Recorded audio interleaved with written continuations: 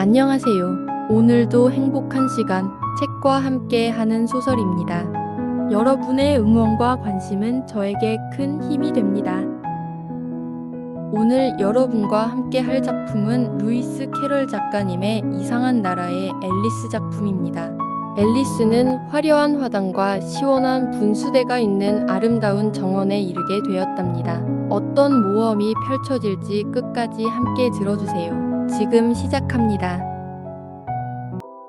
정원 입구 근처에는 커다란 장미나무 한 그루가 서 있었어요. 피어있는 장미들은 온통 하얀색이었는데 정원사 3명이 정신없이 장미를 빨간색으로 칠하고 있었죠. 앨리스는 이것이 아주 기묘한 일이라고 생각했고 그들을 더 가까이에서 지켜보려고 다가갔어요. 막 그들에게 다가섰을 때 앨리스는 그들 중 한 명이 이렇게 말하는 것을 들었어요. 조심해, 5번. 그렇게 나한테 페인트를 튀기지 말란 말이야. 5번은 퉁명스러운 목소리로 어쩔 수 없었어.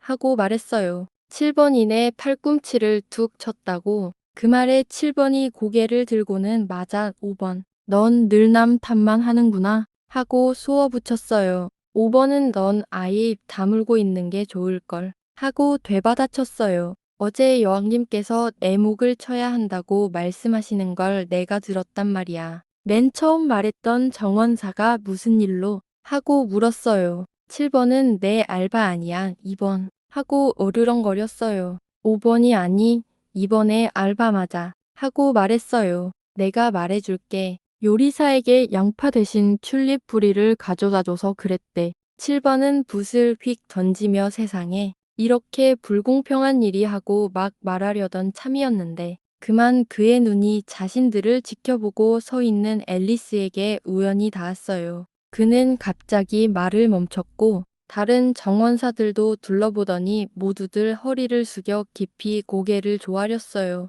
앨리스는 조금 조심스럽게 저기요. 왜 장미를 칠하고 계세요? 하고 물었어요. 5번과 7번은 아무 말도 하지 않고 2번을 쳐다봤어요. 2번이 낮은 목소리로 설명을 시작했어요. 실은 말이죠, 아가씨. 이 장미나무는 원래 빨간 장미나무였어야 하는데 저희가 실수로 하얀 장미나무를 심어버린 거예요. 만약 여왕님께서 이 사실을 아시면 저희 모두 목이 달아날 거예요. 그래서 저희는 여왕님 오시기 전에 최선을 다해서 바로 이때 정원 너머를 불안하게 바라보고 있던 5번이 여왕님이다. 여왕님 하고 소리쳤어요. 그러자 3명의 정원사는 순식간에 얼굴을 당에 대고 납작 엎드렸어요. 많은 발소리가 들려왔고 앨리스는 여왕을 보고 싶어서 주변을 둘러봤어요. 가장 먼저 공봉을 든 병사 10명이 나타났어요. 이들은 모두 3명의 정원사처럼 직사각형 모양으로 납작했고 손과 발이 모서리에 달려 있었어요. 다음은 시종 10명이었는데 이들은 온몸에 다이아몬드로 장식되어 있었고 병사들처럼 2명씩 작지어 걸어왔어요. 그 뒤를 이어 왕족 아이들이 나타났어요. 10명의 아이들은 모두 손을 맞잡고 즐겁게 뛰어왔는데 이들도 모두 하트 모양으로 장식되어 있었어요. 그 다음은 손님들이었는데 주로 왕과 여왕들이었어요. 그들 사이에서 앨리스는 흰 토끼를 알아보았어요. 흰 토끼는 서두르는 듯 초조하게 말하며 말 한마디 한마디에 웃음을 흘리면서도 앨리스를 알아보지 못한 채 지나갔어요. 그리고 뒤이어 하트의 잭이 진홍색 벨벳 쿠션 위에 왕의 왕관을 들고 왔고 이 성대한 행렬의 맨 마지막에는 하트의 왕과 여왕이 위풍당당하게 등장했어요. 앨리스는 정원사들처럼 얼굴을 당에 대고 엎드려야 하는 것은 아닌지 망설였지만 행진 시에 그런 규칙이 있다는 말은 들어본 적이 없었어요. 게다가 모든 사람들이 얼굴을 땅에 대고 엎드려 아무것도 볼 수 없다면 행진이 무슨 소용일까 하고 생각했어요. 그래서 앨리스는 그 자리에 가만히 서서 기다렸어요. 행렬이 앨리스와 마주하자 모두 걸음을 멈추고 그녀를 쳐다봤어요. 여왕은 엄한 목소리로 이게 누구냐 하고 물었어요. 여왕은 하트잭에게 말했지만 하트잭은 그저 고개만 숙여 웃을 뿐이었죠. 여왕은 조바심이 난다는 듯 고개를 획 내던지며 멍청한 녀석 하고 말하더니 앨리스에게 몸을 돌려 말을 이었어요. 얘야, 내 이름이 무엇이냐? 앨리스는 아주 공손하게 앨리스라고 하옵니다. 폐하 하고 말했어요. 하지만 속으로는 결국 이들은 한낱 카드 뭉치일 뿐이야. 무서워할 필요 없어. 하고 덧붙였죠. 여왕은 장미나무 주위에 엎드려 있는 3명의 정원사를 가리키며 그럼 이들은 누구냐? 하고 물었어요. 아시다시피 그들은 얼굴을 당에 대고 엎드려 있었고 등판의 문양이 다른 카드들과 똑같았기 때문에 여왕은 그들이 정원사인지 병사인지 시종인지 아니면 자신의 자녀 셋 중 누구인지 알 수 없었거든요. 앨리스는 자기 자신의 용기에 깜짝 놀라며 제가 어떻게 알겠어요? 하고 되물었어요.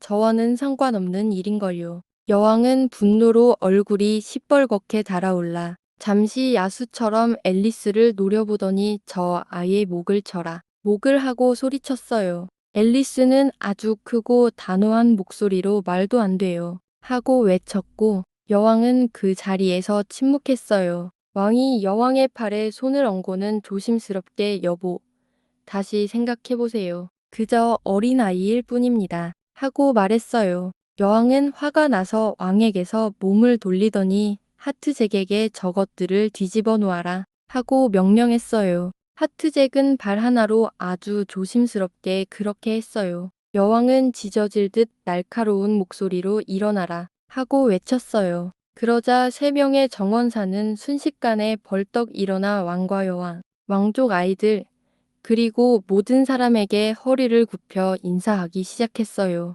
여왕은 그만둬라 하고 비명을 질렀어요. 날 어지럽게 하는군. 그리고 장미나무 쪽으로 몸을 돌리더니 말을 이었어요. 여기서 뭘 하고 있었느냐. 이번 정원사는 무릎을 한쪽으로 꿇고 엎드리며 폐하. 송구하오나 저희는 그저 하고 아주 겸손한 목소리로 말했어요. 여왕은 그 사이 장미들을 살펴보더니 알겠다 하고 외쳤어요. 저들의 목을 쳐라. 그러자 행렬은 움직였고 병사 3명이 불운한 정원사들을 처형하기 위해 뒤에 남았어요. 정원사들은 앨리스에게 보호를 요청하며 달려갔죠. 앨리스는 너희들은 목이 잘리지 않을 거야 하고 소리치며 근처에 놓여 있던 커다란 화분에 그들을 숨겨주었어요. 3명의 병사는 1~2분 정도 그들을 찾으러 두리번거리더니 조용히 다른 이들을 따라 행진해 갔어요. 여왕이 목이 잘렸느냐 하고 외쳤어요. 병사들은 예, 폐하, 목이 잘렸나이다 하고 소리쳐 대답했어요. 여왕은 좋아 하고 외쳤어요. 그렇게 할 줄 아는 사람. 병사들은 침묵했어요. 여왕의 질문이 분명 앨리스에게 향한 것이었기에 병사들은 앨리스를 쳐다봤어요. 앨리스는 네 하고 크게 대답했어요. 여왕이 그럼 어서 와라 하고 우렁차게 소리쳤고 앨리스는 다음엔 또 무슨 일이 일어날지 몹시 궁금해하며 행렬에 합류했어요. 그녀의 옆에서 조심스러운 목소리가 들려왔어요. 아, 오늘 정말 날씨가 좋군요. 그녀는 흰 토끼와 나란히 걷고 있었는데 흰 토끼는 불안하게 앨리스의 얼굴을 엿보고 있었어요. 앨리스는 정말 그렇네요. 하고 말했어요. 공작 부인은 어디 있죠? 흰 토끼는 낮고 서두르는 목소리로 쉿, 쉿 하고 말했어요. 그는 말하면서 불안하게 어깨 너머를 살피더니 발끝으로 몸을 세워 입을 앨리스의 귀에 가까이 대고 속삭였어요. 그녀는 처형 선고를 받았어. 앨리스는 무슨 일로요? 하고 물었어요. 토끼가 혹시 정말 안 됐군요. 라고 말했나? 하고 되물었어요. 앨리스는 아니요. 전 그렇지 않았어요. 조금도 안타깝다고 생각하지 않아요. 전 왜 그랬는데요? 라고 물었어요. 하고 대답했어요. 토끼가 그녀가 여왕님의 뺨을 때렸어요 하고 말을 꺼내자 앨리스는 작게 키득거리고 웃음을 터뜨렸어요. 토끼는 겁에 질린 목소리로 오, 조용히 해요. 하고 속삭였어요. 여왕님께서 들으실 거예요. 그러니까 그녀가 좀 늦게 도착했는데 여왕님께서 그러셨죠. 여왕이 제자리로 돌아가라 하고 우레 같은 목소리로 소리치자 사람들은 사방으로 뿔뿔이 흩어져 서로 부딪히며 뛰어다니기 시작했어요. 하지만 이내 1~2분 만에 제자리를 잡았고 경기가 시작되었죠. 앨리스는 살면서 이렇게 기이한 크로켓 경기장을 본 적이 없다고 생각했어요. 온통 울퉁불퉁한 능선과 깊은 고랑투성이었고 공은 살아있는 고슴도치였으며 채는 살아있는 플라밍고였어요. 병사들은 몸을 잔뜩 웅크리고 손과 발로 땅을 짚고 서서 아치 역할을 했지요. 앨리스가 처음으로 겪은 가장 큰 어려움은 플라밍고를 다루는 일이었어요. 플라밍고의 몸통을 팔 아래에 편안하게 끼우고 다리를 늘어뜨리는 데는 성공했지만 플라밍고의 목을 겨우 제대로 펴서 그 머리로 고슴도치를 치려는 순간 플라밍고가 몸을 비틀고 돌아서는 바람에 어리둥절한 표정으로 앨리스의 얼굴을 쳐다보곤 했어요. 앨리스는 그럴 때마다 웃음을 참을 수 없었죠. 간신히 플라밍고의 머리를 숙이고 다시 시작하려 하면 고슴도치가 몸을 말고 멀리 기어가 버리는 통에 앨리스는 여간 약이 오르는 것이 아니었어요. 게다가 고슴도치를 보내고 싶은 곳마다 항상 능선이나 고랑이 가로막고 있었고 몸을 웅크린 병사들은 끊임없이 일어나 경기장의 다른 곳으로 걸어갔기에 앨리스는 이 게임이 정말이지 매우 어려운 게임이라는 결론에 도달했어요. 선수들은 차례를 기다리지 않고 모두 한꺼번에 경기를 했고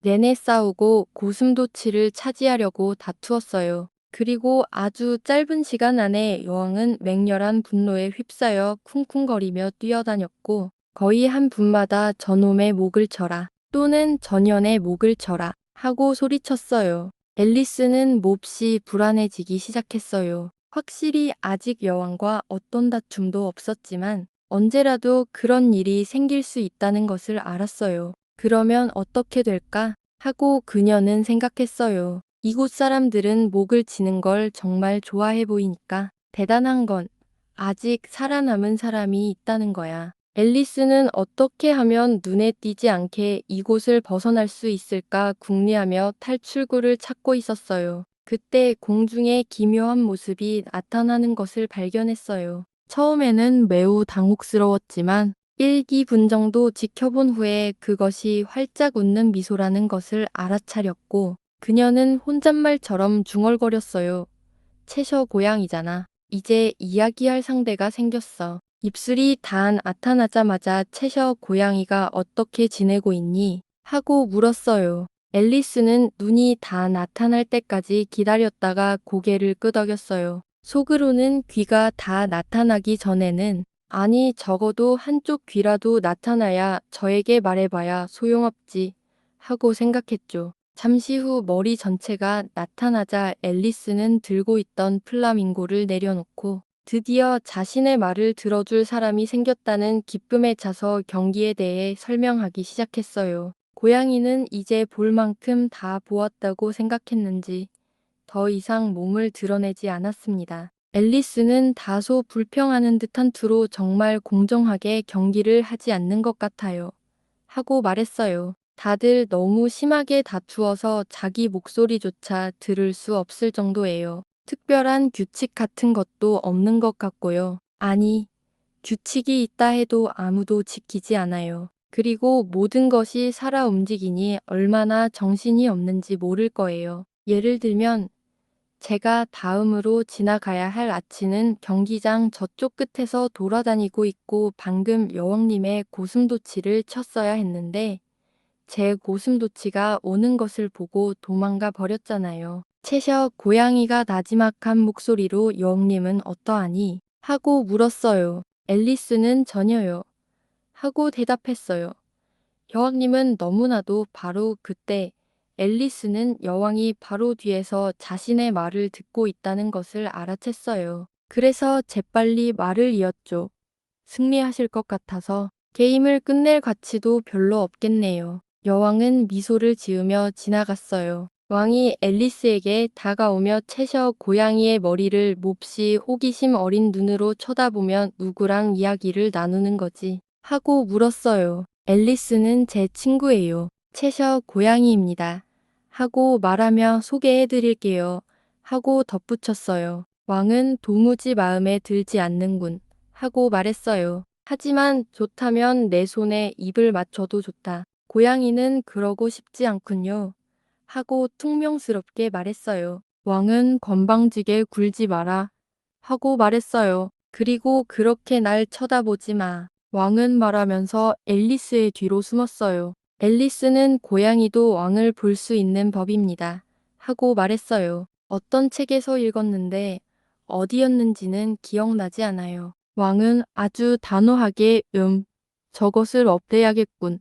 하고 말하더니 마침 지나가던 여왕을 불러 여보, 저 고양이를 치워줬으면 좋겠는데 하고 부탁했어요. 앨리스는 멀리서 여왕이 열렬히 비명 지르는 소리를 들었기 때문에 차라리 게임이 어떻게 돌아가는지 다시 가서 봐야겠다고 생각했어요. 여왕이 이미 3명의 선수가 차례를 놓쳤다는 이유로 처형을 선고하는 것을 들었고 경기가 워낙 혼란스러워서 언제 자신의 차례인지 알 수 없었기에 앨리스는 상황이 전혀 마음에 들지 않았죠.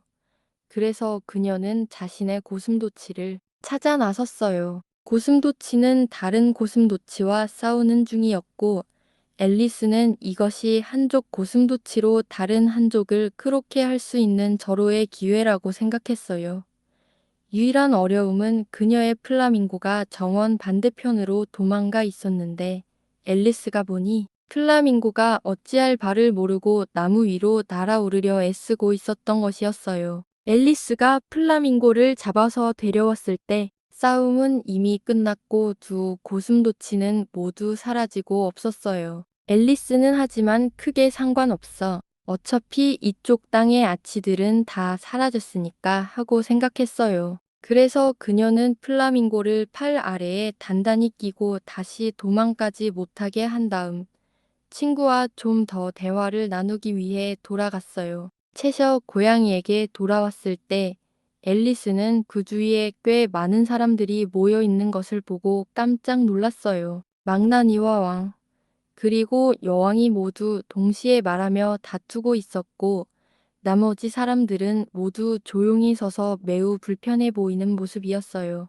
앨리스가 나타나자마자 3사람은 모두 앨리스에게 문제를 해결해달라고 호소하며 각자의 주장을 반복했어요. 하지만 그들이 모두 동시에 말했기 때문에 앨리스는 그들이 정확히 무슨 말을 하는지 알아듣기 매우 힘들었어요. 망나니의 주장은 몸이 없이는 머리를 자를 수 없다는 것이었어요. 그는 그런 일을 해본 적이 한 번도 없었고 자신의 나이에 그런 일을 시작할 생각도 없다고 주장했죠. 왕의 주장은 머리가 있는 것이라면 무엇이든 목을 자를 수 있다는 것이었고 망나니에게 쓸데없는 소리는 하지 말라고 했어요. 여왕의 주장은 만약 당장 해결되지 않는다면 모든 사람을 한꺼번에 처형해 버리겠다는 것이었어요. 이 마지막 말이 파티의 모든 사람들을 그렇게 심각하고 불안하게 만들었죠. 앨리스는 달리 할 말이 떠오르지 않아 그건 공작 부인 거예요. 부인에게 물어보는 게 좋겠어요. 하고 말했어요. 여왕은 망나니에게 그녀는 감옥에 있군. 어서 데려와라. 하고 명령했어요. 그러자 망나니는 화살처럼 손살같이 달려갔습니다. 망나니가 사라지는 순간 고양이의 머리는 서서히 희미해지기 시작했어요. 그리고 망나니가 공작 부인과 함께 돌아왔을 때쯤에는 고양이 머리는 온데간데 없이 완전히 사라지고 없었죠. 그래서 왕과 망나니는 미친 듯이 이리저리 뛰어다니며 사라진 머리를 찾아 헤맸고 나머지 일행은 다시 크로케 경기로 돌아갔답니다. 채셔 고양이의 기묘한 소멸과 그로 인해 왕과 망나니 심지어 여왕 폐하까지 당혹스러워하는 모습은 정말이지 이상한 나라에서만 볼 수 있는 광경이었지요. 정말 놀랍도록 재미있는 이야기였습니다. 오늘 이야기는 여기까지입니다.